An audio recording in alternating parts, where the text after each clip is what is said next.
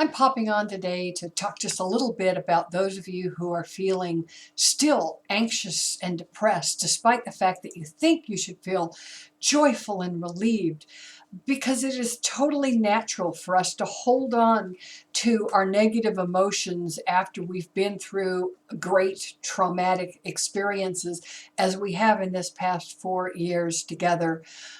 We don't know what we can trust. We've been gaslit. We think that the other shoe is going to drop. A good example is we've convinced ourselves, for example, that things happen in threes. And they only happen in threes because after a bad thing happens, then we look for other things that are bad, because we tend to focus on the negative because of our genetic makeup. We still have a lot of the same makeup as our cave ancestors did, where they were in fight or flight all the time because they had to be in lookout for their lives. And we have that reaction when we're under a traumatic situation. So it is completely normal if you are still not sleeping well, or if you still feel anxious and you still feel depressed.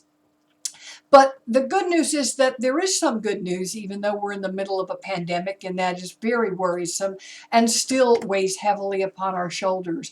But we've got to be able to experience joy in the moment. And I think a lot of us did that in the inauguration and the follow-up festivities. We felt so much relief.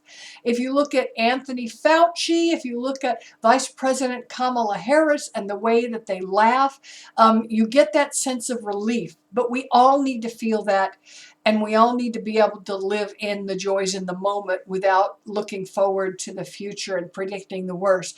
So my tip today is to express your joy.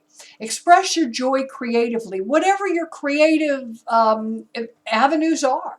If you draw, if you sing, if you dance, if you do comedy, make sure you try to infuse those creative arts with your joy, especially for the next couple of weeks as our bodies and our minds are sorting through all the negative emotions that we're processing now, as it looks like we may be coming out somewhat of one very traumatic event, even though we still have the burden of another.